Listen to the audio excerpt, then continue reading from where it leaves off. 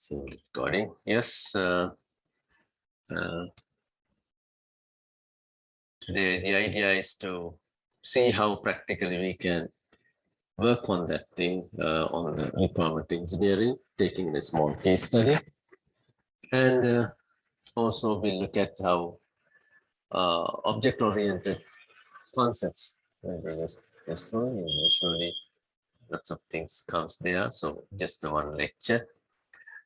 So I will leave it open for you to watch that one in the next week during the week, because I will take in the next week. But today we'll focus more on the case study. But since some people have not fully watched and thing, I like to run one or two videos with you. Let me see the number 4 and 5. Let's watch that one and then requirement come to definition, the case study. that stage.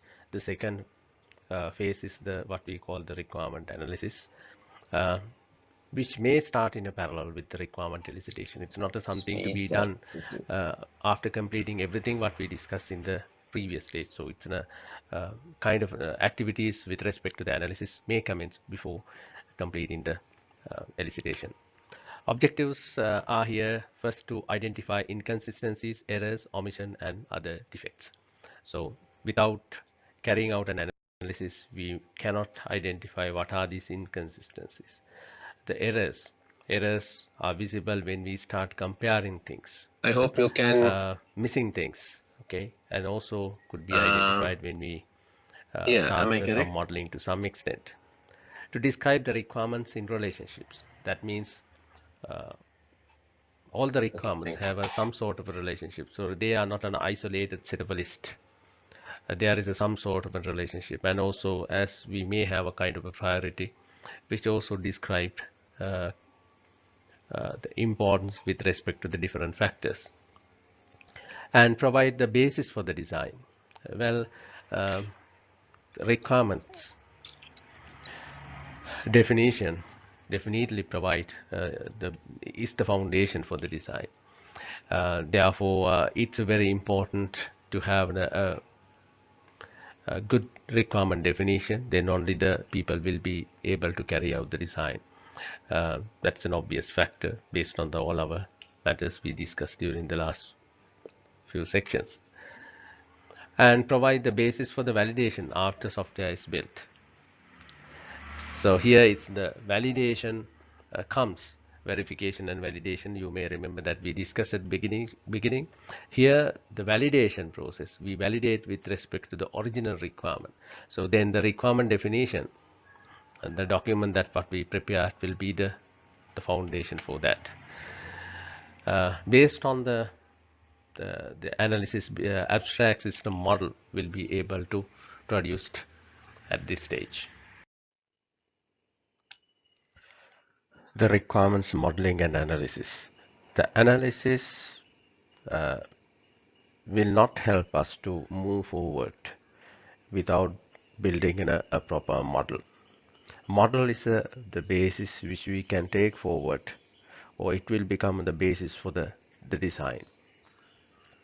And when we carry out, as we discussed in the previous slide, we may be able to identify lots of gaps. But these gaps are visible when we... Okay, I have a question.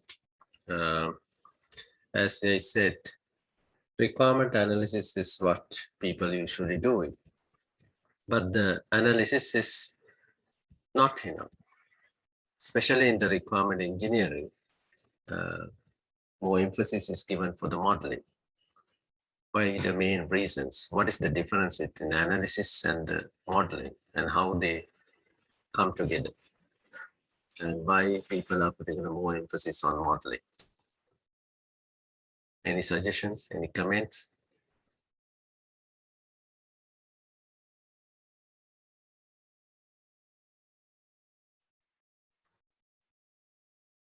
When we say analysis, what we do is we compare things, we measure things, we look at them, we are looking at the things, comparing with the other things.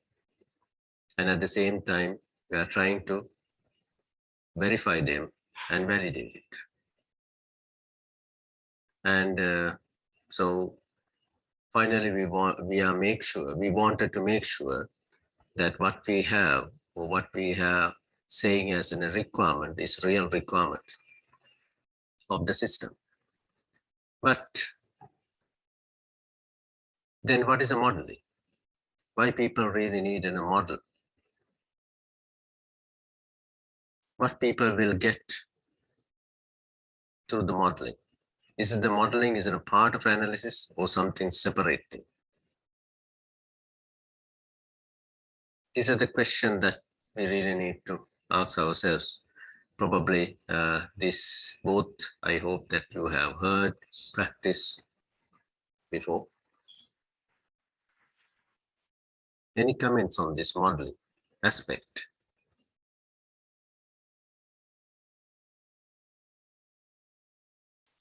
Analysis is an approach to modeling. Okay.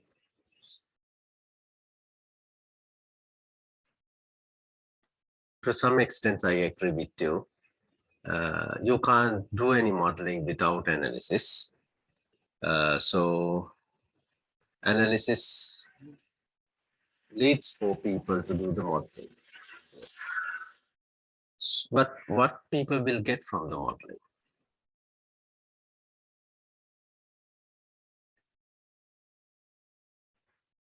Yeah. In the ER, yes. ER is also a model. Correct. Model is in a way of presenting the requirements.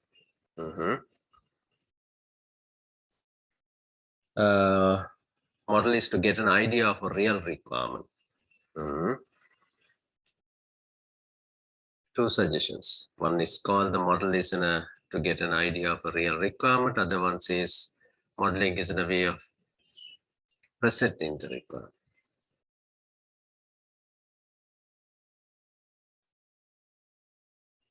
Any more suggestion?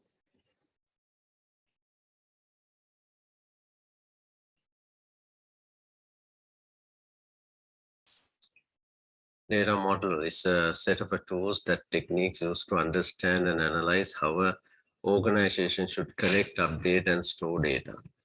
Data modeling, yes. But I'm talking about the requirement modeling.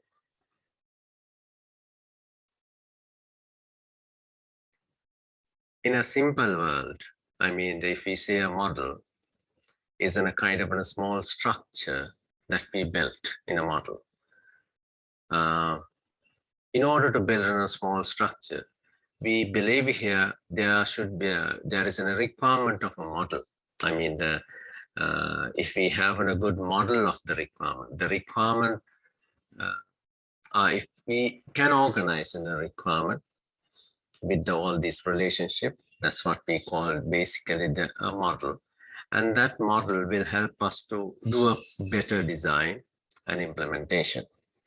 But the most important thing in the modeling process, when you try to develop a model, you will understand the missing things, missing components. The missing components, because the model cannot be completed without having all these components. So the missing components, sometimes you will do a further evaluation, or it may lead to identifying undefined requirement. I mean, this is a kind of a common advantage in any model.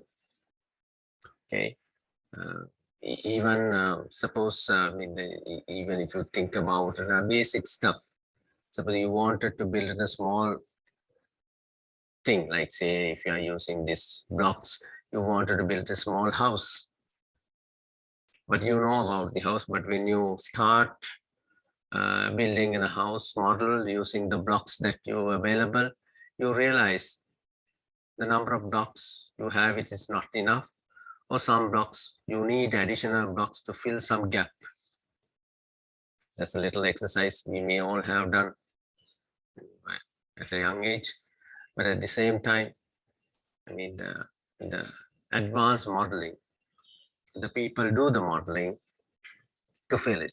I mean, I'll discuss this matter in detail at the object-oriented software engineering thing section when I go there, but this is something that people really need to do it.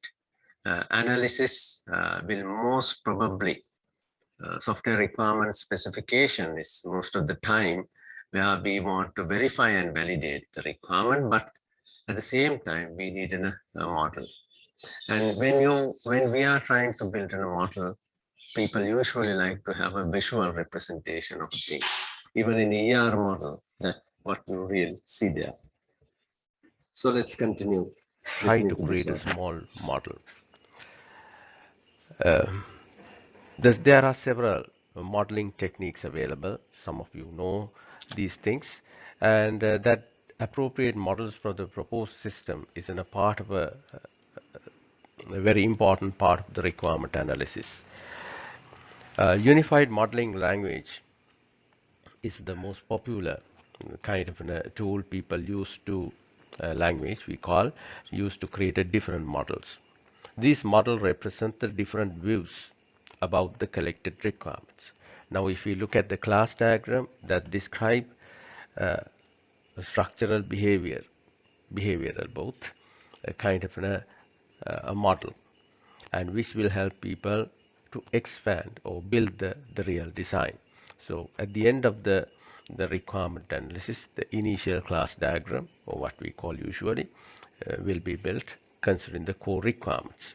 Use cases where we are trying to describe the requirement from the identified abstract set of users, which we call the actors in the use cases. Activity diagrams shows the different flows that what we can see in the proposed systems in advance. So all these three things are models which we'll develop based on the analysis. Data flow diagrams is another very good model which is not very popular in today's context, but still that helps in the some systems to understand how things really flow, especially in the requirement analysis. ER diagram is very, very important and popular, where we discuss about the persistent data set and how the persistent data set could be established, because the maintaining the data set from beginning to the end is very important. Then only you can develop the processes. So what are the things that to be included in this persistent data sets we describe in a more structured way using the ER diagram. So discussing a little bit more on the analysis and the modeling, the most important thing, it facilitates to identify the pointers where more elicitation required. So in other words, when the people see the gaps of the collected data set, they will have to go back and start collecting additional data or new data. So that's one thing. And then the depiction of the scope of the system. Initially, the system described the scope based on their understanding with the discussion of the relevant key stakeholders. However, when they gather the requirements, then only they will identify a clear scope of the system proposed. Sometimes this will lead to a situation where they may have to change their contract or the project assignment. The system context diagram is something that usually people finalized at this doing this one.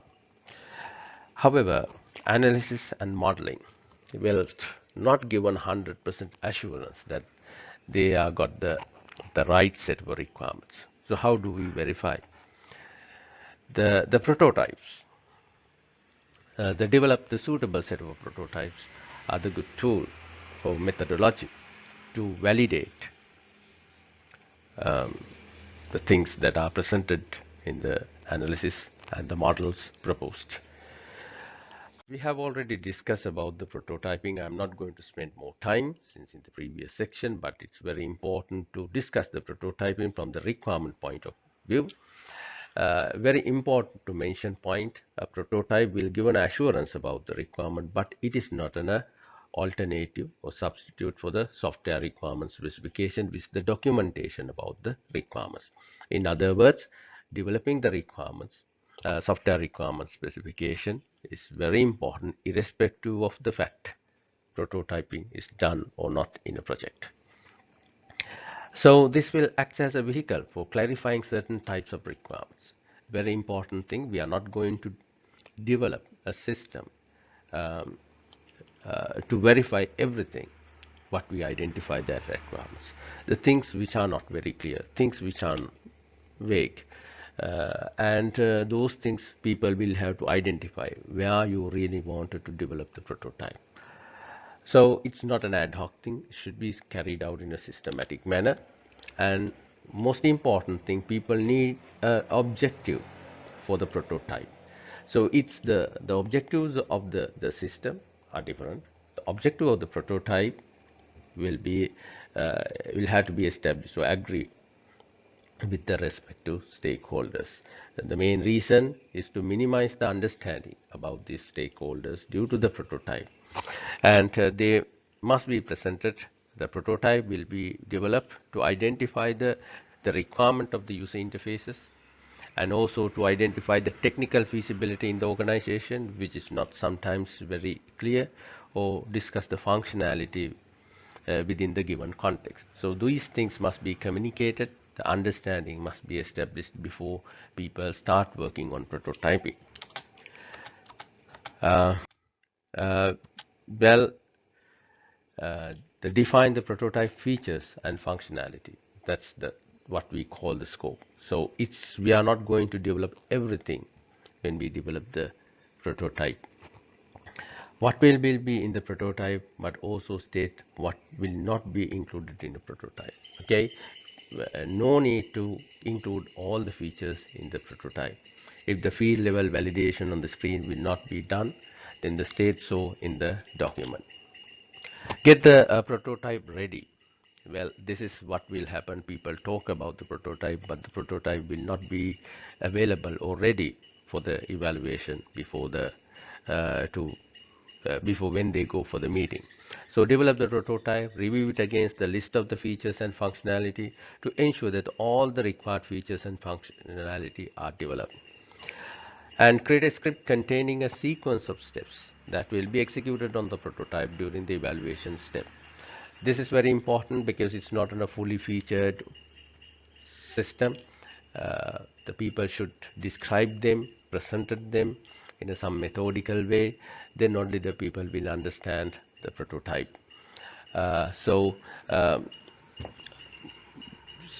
therefore, it's a very important to have some sort of a scenario, what we call here script, and demonstrate the prototype to the end user. The prototype is not something just to demonstrate, okay? And the most important is the stakeholders should participate in the discussion, and the feedback must be collected. So we call it's very important to evaluate the prototype. Uh, it could be start with the review of the goals, features and functions defined for the prototype to establish the expectation of the prototype. So maybe better to say so at very beginning and then show it and collect the users and developers feedback based on the script. Okay, a small scenario, small what we defined in the script, then the people will have to provide the feedback based on the actual workflow in the working context. So the people will see whether this will help people to be more productive when they implement it in real environment, whether this new methodology will be suitable in the working context. This workflow is presented in the script to some extent. Prepare the evaluation report, which may include new requirements. Well, after the evaluation, it is possible to identify things which were not identified before. So the new requirements could be identified, they could be given in the report.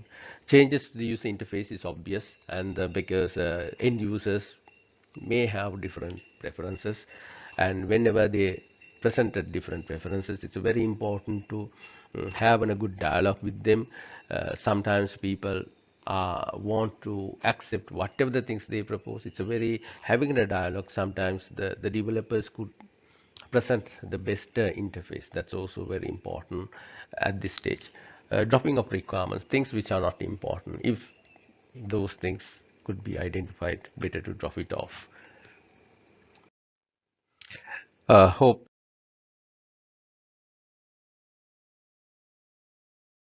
I just wanted to say a couple of things before the movie.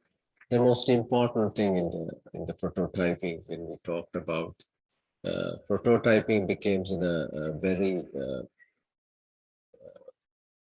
popular approach to verify the requirements, because most of the time people say one thing and but they really need another thing. This is not a problem of the people. This is the problem of people's communication and understanding. They don't know what they really want. So software engineering process that must be very clear. So people really need to say, so I mean, it is unnecessary to argue with the client or the end user. You said this one, but now you are saying another thing. Because they said that one because they had a different understanding of it. Even in the modern principles, we say that we need to address the value of the customer satisfaction is the number one. So if we really want to satisfy, that means we really need to take their latest word. And probably they may be varying, that's natural. But in a prototyping, again, there was another reason why it became very popular. I would really like if you can talk about these things in the discussion forum. For example, if you look at all the requirements of any system, you can differentiate kind of usability requirements and the other requirements.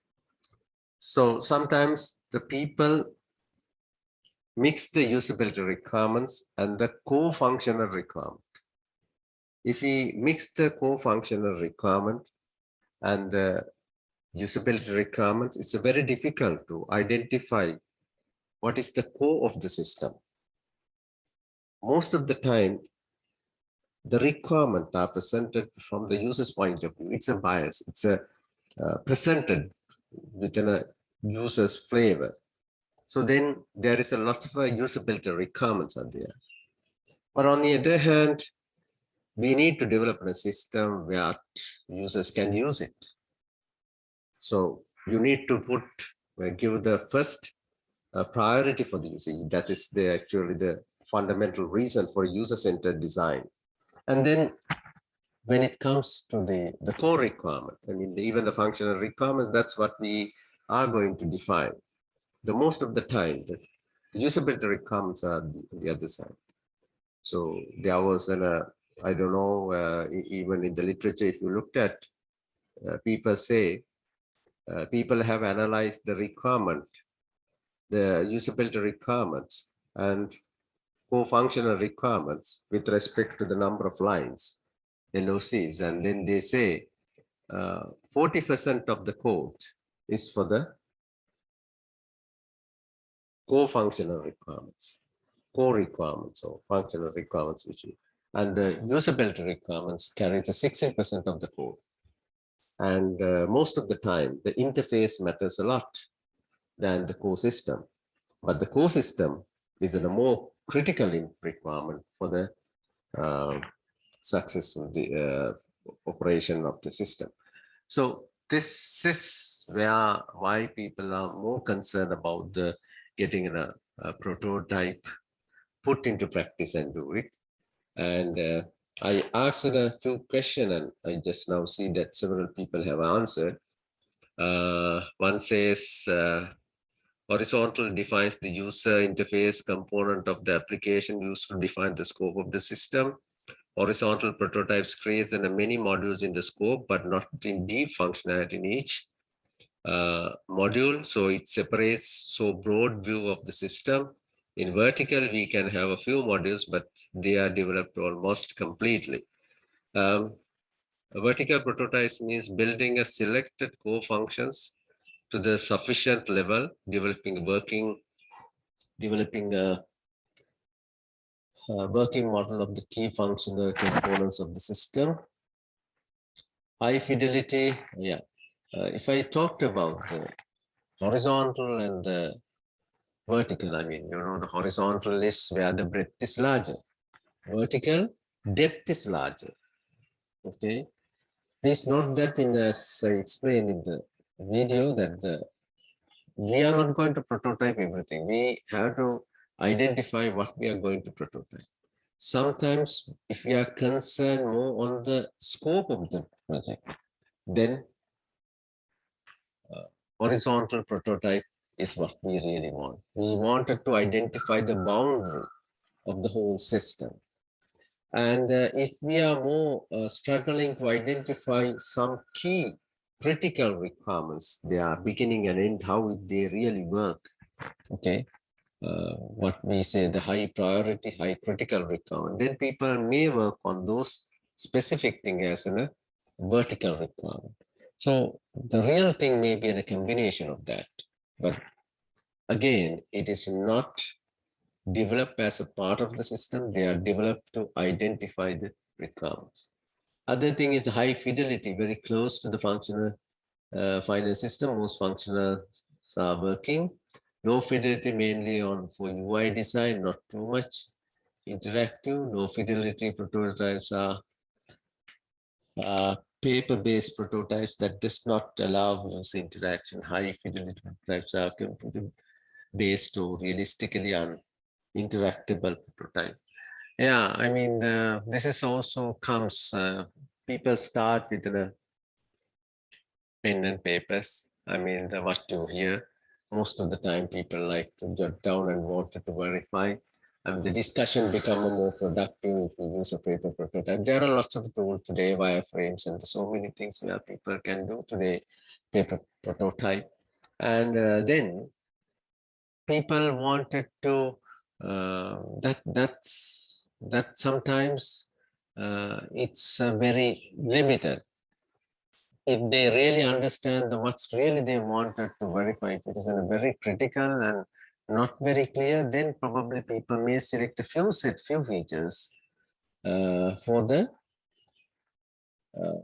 high fidelity. I mean, so the simulation, you are simulating how the functionality works from there. So then the people will get quickly, you can use lots of tools, what is available today to create such a prototype and verify that you want to do. But again, fidelity refers to its appearance with respect to the system appearance. But a prototype cannot be compared at any cost with the actual functionality of the system. It's just the layer only. So where most of the time we wanted to separate this usability requirements and the functional requirements, and the other, I would say, other functional requirements. Even in some books, if you read it, they wanted to always, software engineers want to identify the usability requirements separately. That happens. Then, yeah. So those are some of my thing. Yeah, high fidelity, horizontal. Yes, scope. Yeah. Yes. Thank you for that. You may remember there are two approaches in prototyping. Evolutionary approach is the kind of the software development model, incremental model, where they use it during the requirement analysis. The development part, actual development part starts, and there are plus and minus points as we can see.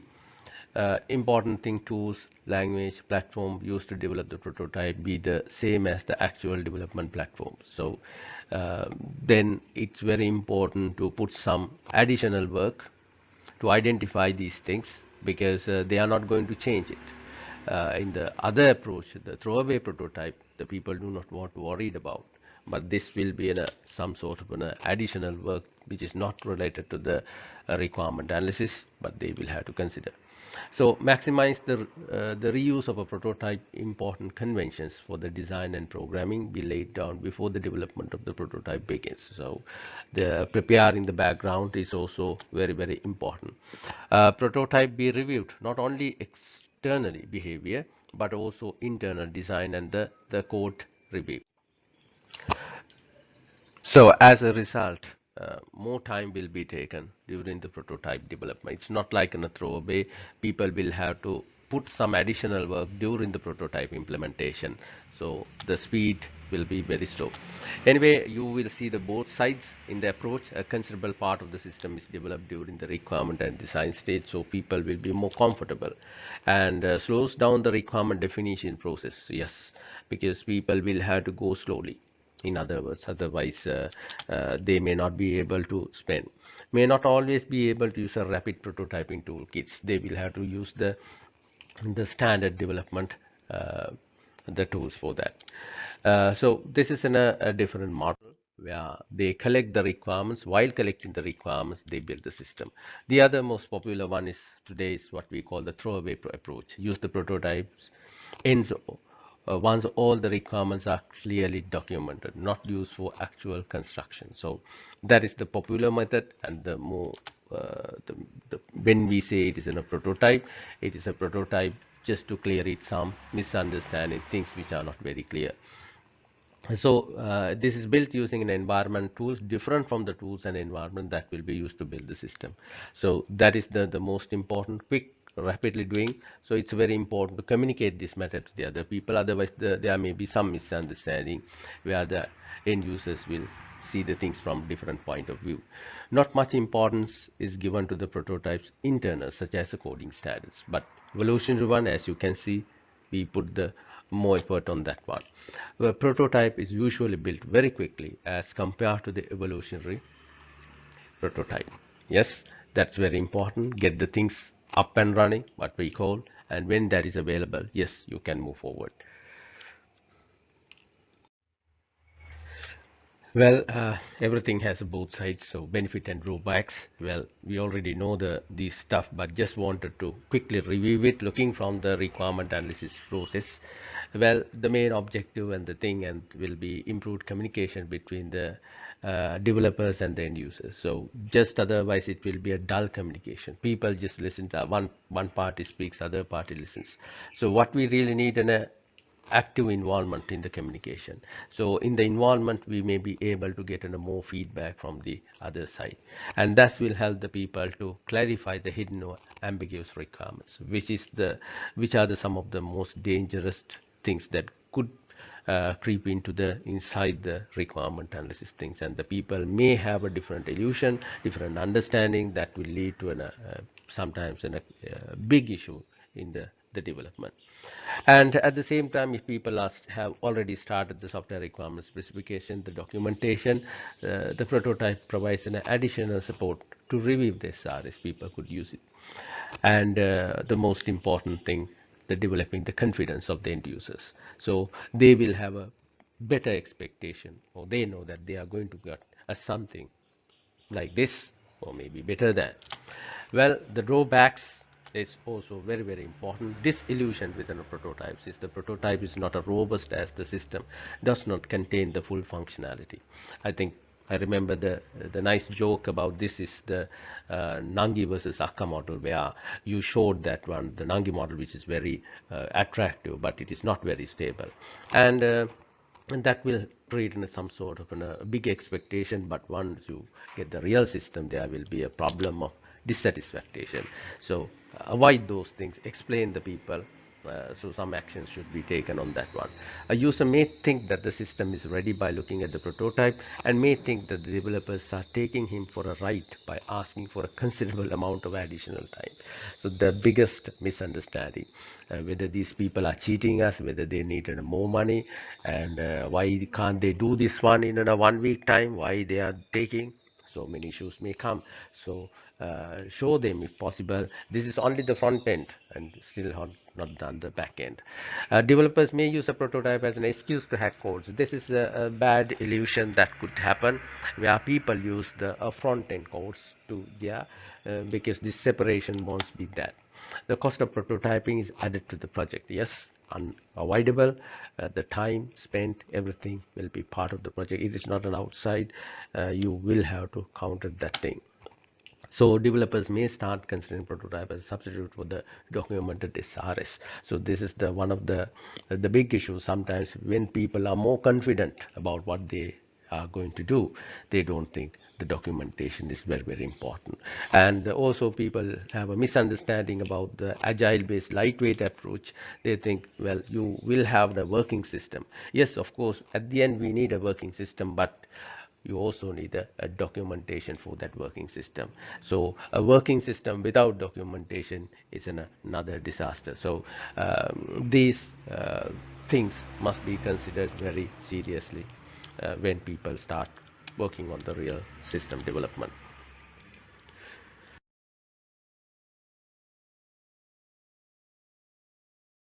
Okay. I asked a question. My question is first one. What is a mockup? Hope you have heard. People use this term so much in this context. Any suggestion, any comment? Mockup is a fully designed prototype model of a particular software used for facilitation, demonstration. Yes, Adobe XD and Paintball. Yes, you're correct. I think it's fully designed prototype model. If you carefully looked at it, a mockup has become most of the time is visually how things appears a model. And if people really wanted to do it now, these days, I mean, there are lots of places the people use Adobe XD as in a way of it's very popular. That's what I felt. So this is free. You can download and try. Where you can see how quickly a mockup could be done using the Adobe XD. It's not difficult, but quickly you can create something, a structure like that to see how it works, and even to some extent some functionality also you can bring there. My other question is several tools are there. Of course, these two things, XD and Figma, it seems to be very popular, but other wireframes things are also very popular. Okay, that's the main thing I was to talk about the requirement engineering, but let's go to the other one I wanted to today discuss, that is the number 4, requirement definition. The requirement part. definition in that stage, the second phase is the what we call the requirement analysis, which may start in a parallel with the requirement elicitation. It's not something to be done after completing everything what we discussed in the previous stage. So it's a kind of activities with respect to the analysis may commence before completing the elicitation. Objectives are here first to identify inconsistencies, errors, omission, and other defects. So without carrying out an analysis, we cannot identify what are these inconsistencies. The errors are visible when we start comparing things, missing things, okay, and also could be identified when we start some modeling to some extent. To describe the requirements in relationships, that means all the requirements have some sort of a relationship, so they are not an isolated set of a list. There is some sort of a relationship, and also as we may have a kind of a priority which also described the importance with respect to the different factors, and provide the basis for the design. Well, requirements definition definitely provide is the foundation for the design. Therefore, it's very important to have a good requirement definition. Then only the people will be able to carry out the design. That's an obvious factor based on all our matters we discussed during the last few sections, and provide the basis for the validation after software is built. So here it's the validation comes, verification and validation. You may remember that we discussed at beginning. Here the validation process, we validate with respect to the original requirement. So then the requirement definition and the document that what we prepare will be the foundation for that. Based on the analysis, abstract system model will be able to produced at this stage. The requirements modeling and analysis. The analysis Sorry, will I not was help doing the us same to move thing. forward without building in a proper model. Model is the basis. Okay, let's start the discussion on the documentation Very part of sorry, the I went to the requirement wrong line. engineering. Apologies. This is the third stage. Well, in the first stage, this is the third level. That will be more precisely. So this will produce the most important work product in the requirement engineering process, and the many people will benefit definitely from this work product. The first party will be the customers or users, because they will be able to understand what sort of a system that they will get, and also the project managers who may wanted to verify the draft plan, and also make any changes to the estimate which has been tabled at the inception phase. So this document will definitely help the project managers to confirm the contract they have proposed between the client. The designers and programmers will get to know what to build because they may not involve in large projects. The designers and programmers will definitely not involve in the requirement analysis, and the main formal documentation, formal communication is the requirement documents that will be communicated from the team which carries out the requirement engineering. Testers will use these documents to prepare the test cases, and that will also where the user acceptance testing especially, and maintenance teams will also the later they when they propose the maintenance plan, uh, the initial system requirements will be a very important document for that group. Trainers do not want to wait for the completing the project. They can start preparing the how the training should be organized and should be carried out, especially in a large project, identifying the different user groups, and also users to understand the proposed system and prepare for changeover. Well, nothing is going to be permanent. There will be definitely new requirements, some issues where they will have to change the system. In that case, well, of course, this will help. Software requirements document, it's the official document. What is required for the system developers? So system developers will always will use this as in a formal communication, and that will include both the user requirements and specification of the for the system requirements. So there may be the same thing, but from the user's point of view and more in a kind of in a format which will help the people to implement. The most important guideline when people prepare the requirement is to consider this is not a design document. In other words, it should describe what the system should do, not how it should be do. How part will be the what will be addressed in the design part. Here we will discuss the what are the things that are supposed to provide. Well, this is not a new term. I guess everybody knows SRS, Software Requirement Specification. That is the most important work product which people produced as a result of the elicitation and analysis, and the respective models will be included into that. And documented combination of the, well, natural languages, textual narratives will be there, schematic or formal specification language like a UML, and graphical models people use to describe the thing. So important thing, SRS should be complete and it should include all requirements, not the half.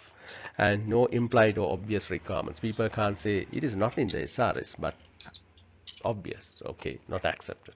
It's a formal communication. So everything what is required should be included in the SRS. Then moving a little bit of a more discussion on the SRS, I would like all of you to access the course page now and look at the sample templates which are given, which I have collected from different sources. And because these templates vary from organization to organization, and the templates give us some ideas how things should be documented. And again, the people could change. They can have their customized template depending on the organization requirement or project requirement. But these templates will be a good source, and this will give us some sort of a guideline if people really want to develop their own templates.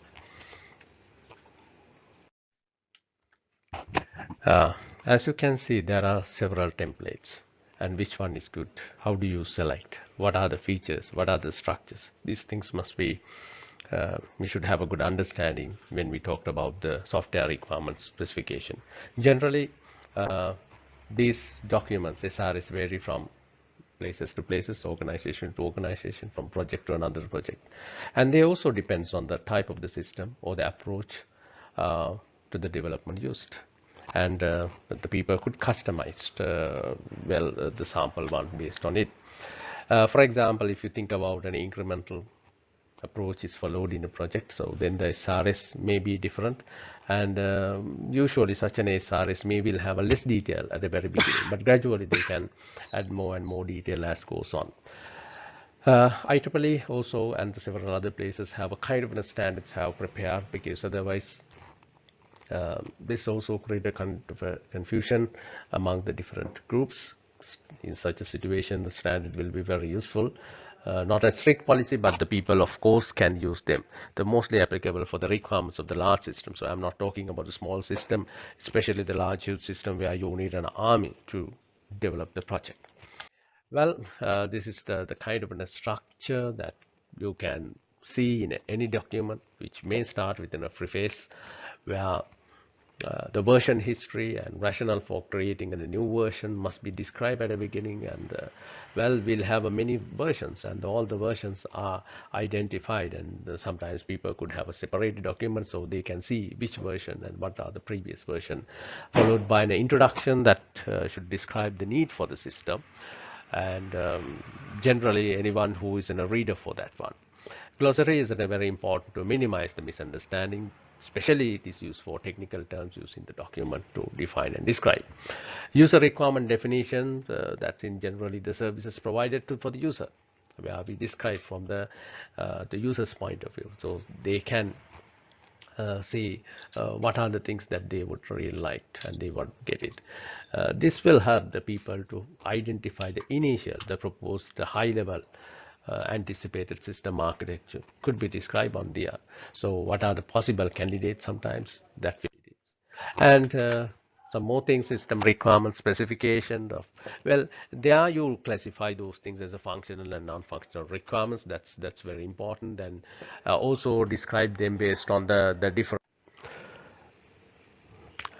the system models will describe that describes the different relationship between the system components. That's very important at the high level. And how the evolution system evolution, it's not saying the new requirements, new things will be identified, and initially they may have some anticipated changes if possible. Appendixes and the indexes will also help to make it in a good document. SRS. So these are the kind of overall component chapter sections that could be should be there in the SRS document. I also like to discuss a few characteristics related to the software requirement specification. The first one we call the completeness. So it means it's should be in a complete document where we include all the requirements considering all the stakeholders. So more than the system functionality, here the focusing on the user tasks, problem, bottlenecks, improvements required, and also the details should be there identifying the priority or the ranking with respect to the different groups of customers, and designers should be able to identify what are the good and bad. That's what we call the trade-off. Sometimes people use in a different matrix to classify these things. And when we say complete, the most important one, no to be done things. All things must be completed. All the detail should be there. The another feature we call clarity. Here the interpretation must be very precise. So it should not depend on the personal opinion. It should be clearly defined what are the things to be considered. And good if it is possible to minimize the natural languages where the things could be described in different ways, and use in a kind of a notation or formal language to define the requirements. The other one is called the readability. Since this document will be used by the many different people, the readability is a very important matter, because they should be able to understand and able to use it for different purposes as we listed earlier. So consistency, formatting, these requirements are very important. There should be a good structure identifying the chapter, section, subsection, and formatting should be good where it will be easy to identify and read, and put the correct way. Should not put all the important things together, separate them, highlight the features, and use the colors to identify the relevant thing, not unnecessary thing, and have a kind of a table of contents and the hyperlinks and these things that will help readers to navigate within the document very easily. The another feature is the correctness. Here we discuss about the the requirements must be actually required by the system. That is the correctness. It's not in the verification. It should be a real requirement, not a bogus one. Consistency across the requirements. Usually we may be able to see some conflicts. Some requirements may affecting negatively other things. So then we have to clearly define how we resolve those kind of conflicts and identify them, how you minimize the effect when there are conflicting requirements inside the document.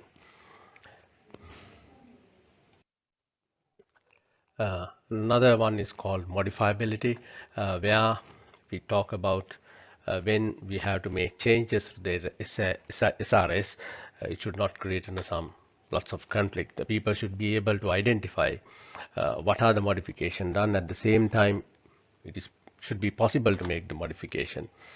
So there may be some good practices which facilitate the people to make it in a do the modification very easily. For example, if the people list all the diagrams in a numerical order, later if they wanted to insert another diagram. Okay, I will stop this one from there. But I thought wanted to discuss with the case study which I have given as an exercise. The main objective is like to see you to do a submitted SRS. A free format. There is no standard format I'm going to ask. You have a freedom. But most important thing, before submitting, I have put in a deadline for it. If you go there as December 7th, okay, you have enough time. Don't want to rush people, because since most of the students may have the other commitment at their workplace, therefore I given enough time. But anyway, before developing, submitting an SRS, I want all of you to participate. These two activities after reading. So if you have opened read the case study or not, let me show you. This is stock management system. I wrote it for some other work some times ago. So let's read it together. Okay. An organization maintains a stock management system to control and distributes consumable items. Some consumable items are purchased in large bulks depending on the requirements and stock levels, but they are distributed to divisions in small quantities based on their requests. They follow the method of first in first out, FIFO, method when distributing these items based on the requests made through an online system. The storekeeper wants to identify bulk purchases using tags, e.g. barcodes, since one particular item consists of several batches purchased at different time under different purchase orders. The price of same items under different purchase orders could vary, and it is required to identify the cost of any given item to calculate the total cost of a goods request form, GRF. The clerk in a division fills the online GRF form, and it is recommended by the head of division, who will be notified through an email.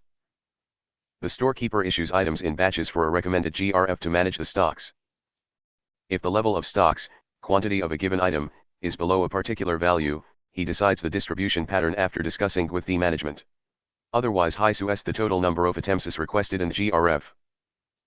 The storekeeper will issue the balance items when those items are received with an adjovan period of time. The storekeeper may cancel some items in the GRF, and these actions are communicated through the online system. When a division receives items requested through GRFs, they are recorded in the online system using barcode scanners. At any time it is possible to identify the distribution of stocks with respect to divisions, items, and time period. Later, the division clerk could comment on the quality of items received from GRF using the online system. The different areas in the stores are identified using a rack number and the rack level. When items are stored, those areas should be recorded, and for a given item, there could be multiple areas where items are stored. Based on the FIFO method, the system suggests locations in the stores for a given item when it is necessary to issue that item for a GRF. The storekeeper requests from the procurement division to purchase new items in advance when the stock levels of a given item is below, known as reorder level. At the same time, when there is a request of a new item, the storekeeper sends a request for the procurement division to purchase it, but the final decision will be taken by the accountant about it, considering the item, quantity, and other recommendation. When new items are purchased, those things should be recorded in the system with relevant identification number. It is important to follow the correct procurement procedure when purchasing items goods, but it has no effect on the management of stores. When a purchase order is issued to a supplier, a copy of purchase order will be sent, a print document, and the storekeeper can access its details through the online system. The goods received note, GRN, will be issued when those ordered items are received and accepted by the storekeeper after comparing it with the conditions given in the purchase order. If it is necessary to check the quality of items, the storekeeper could request a person in the technical evaluation committee of the relevant transaction to certify the quality before accepting the goods. In some cases, the storekeeper will have to accept the invoice from the supplier, and it will be forwarded to the procurement division with a copy of GRN.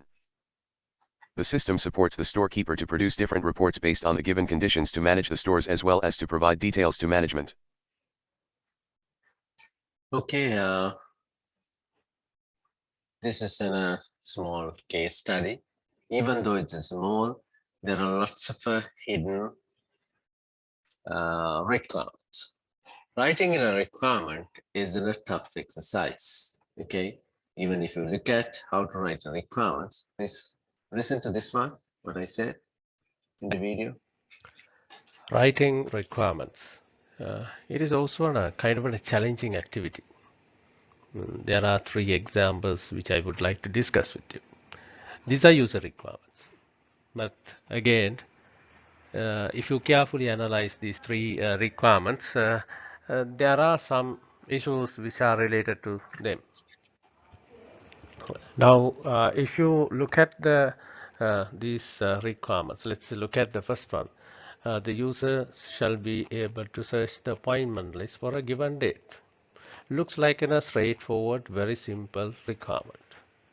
But does it capture all the matters related to this requirement? Now, when we say user, does it mean anyone, anybody? That part is not here. So probably the requirement doesn't describe whether that is open for everyone, or whether it is a subset of the people who have rights to access the system. And when I say for a given date, now does it means the people can search the list for a particular date? Can't they search the list for a, let's say, for a particular range for some dates? Are those range consist of the consecutive days, or can the people select the dates on a different dates? Can they search based on it? These things are not described. Now, this is the challenge. So we may identify it is as a requirement, but does it defines or describe the real actual background scenario? Those things we'll have to further go. And when the people go for a representing as a system requirement, these things has to be captured. So system shall generate each day for each clinic a list of the patients who are expected to attend the appointment on that day. Looks quite okay when you read it. We also write it. But when you carefully look at uh, for each clinic, okay, for each clinic means there may be a large number of clinics. So do they really wanted to get all the appointments or for a given date, which one they will define? Do they define the date and do they want to see all the clinics on that day, or do they wanted to uh, for a particular clinic when they select, and do they wanted to get the list of the appoints patients with respect to the each day? So those are the things. I mean, we may write it when we understand after discussing, but when you really go into details, there are two hidden requirements which are not clearly described on the second point. And if you look at the third one, each staff member using the system shall be uniquely identified by his or her employee number. Well, that's some sort of a thing, that kind of a condition, his or her employee number. Then that means a person should have an employee number that cannot be changed. Okay, and what about the case when the people resign and when they come back as a new person? Can the people reuse the previous number or not? So that rule is not described here. And there may be when you say each staff member using the system shall be uniquely identify his or her employee number. What about the format of the employee number?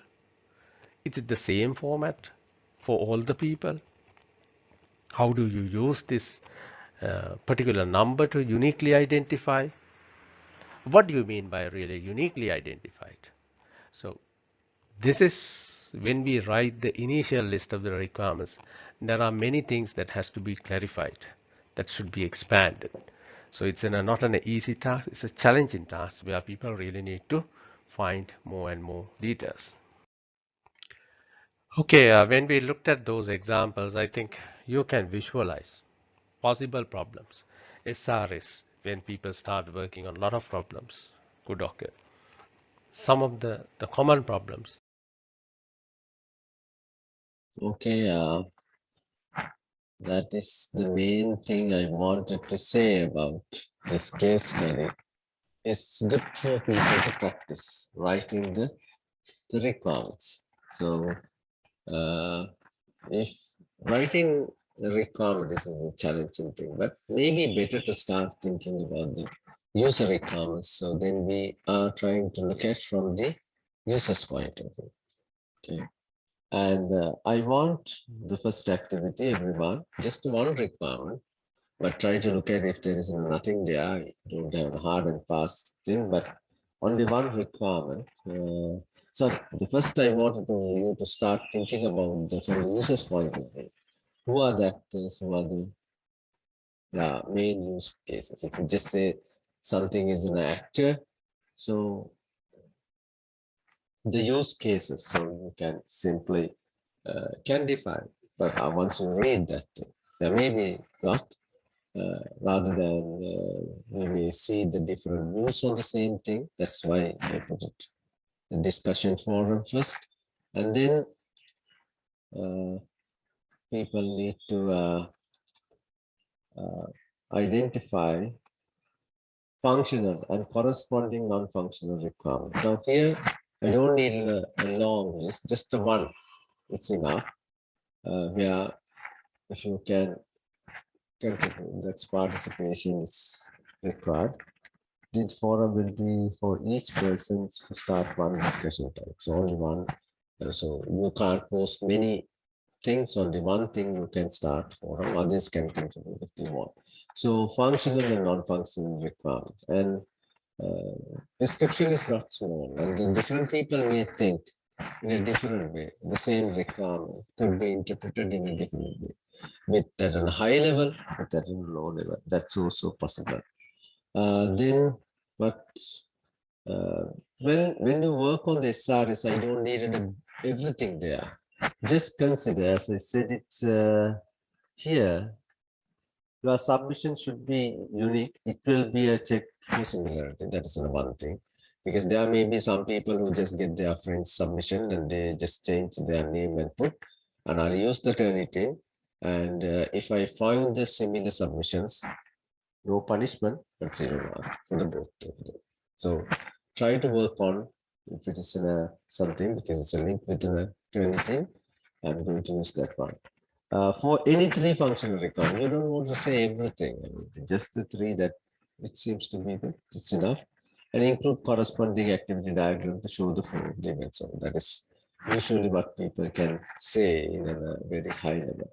So very simple level. I wanted to keep it because I think this is a very easy assignment since all of you have done. But when you are going to do that one, I know that it is not easy because every time when I try to do this one, I see lots of new ideas coming up. So, any question that you wanted to ask on the case study? So consider me as a product owner. Okay, so you can ask any question, anything. If there is anything which is not very clear with respect to the way it is described, this is this case study. I wrote it like an imagination based on my experience of the similar systems at UCSC as well as in the place. So this is nothing to do with a particular organization. The main reason is we wanted to use this one to analyze and write the user requirement. So if you try it every time, I can see the different ideas are coming. Any question, you can put it on the chat box or even you can unmute and ask.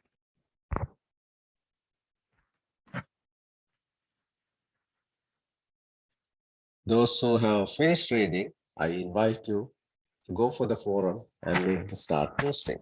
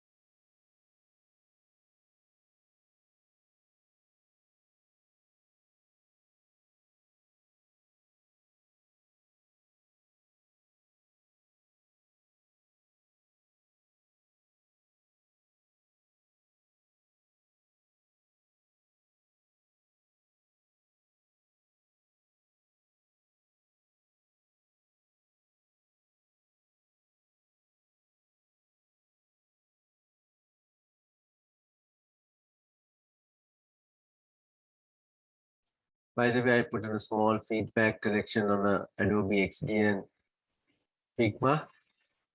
If you like to have a small tutorial, I can ask someone else on a Sunday online 2-hour session introducing the Figma and the Adobe XD. So, for example, it's good you can find a lot of stuff on web.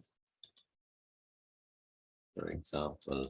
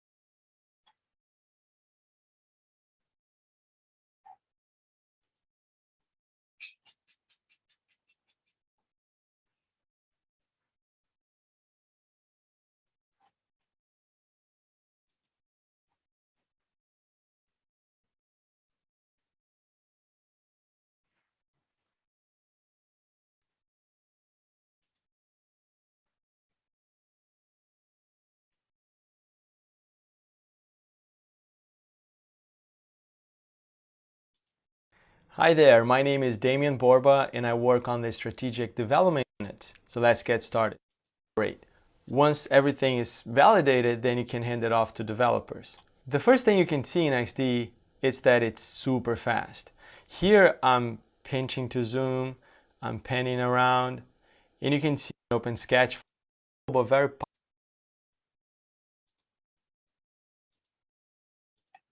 okay, type these link. tools are very interesting and useful. I just don't want to play everything. Our main thing is to work on the case study. Just give me the feedback. So if many people would like to have it, I can ask someone to do that session. Then yes, also please go through the requirement engineering part 5 and part 6 I didn't play, and very important advanced concepts, validation, requirement change management. Requirement, it comes on the part 6 one, some of the advanced practices, but this case study is important. Yes, please participate this one and do it. I defined submit this, this is the final requirement for that. So we'll talk about it a little bit more on the case study next time, but I'll go into the object-oriented towards the review of the object-oriented. Basically, I mean, everybody knows about object orientation, I think.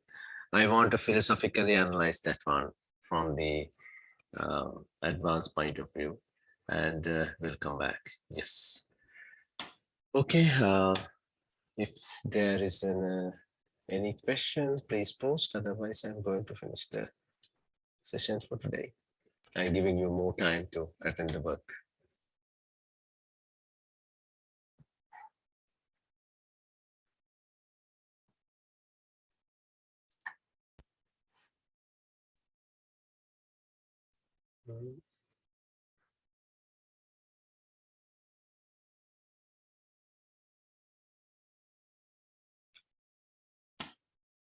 Okay, with that, I'll finish the session for today. Thank you for the participation. Please continue your learning, following the slides and the recording, and importantly, engaging with the activities I have given. So you can learn only when you start engaging with those learning activities. So thank you very much. So I'll stop now the session.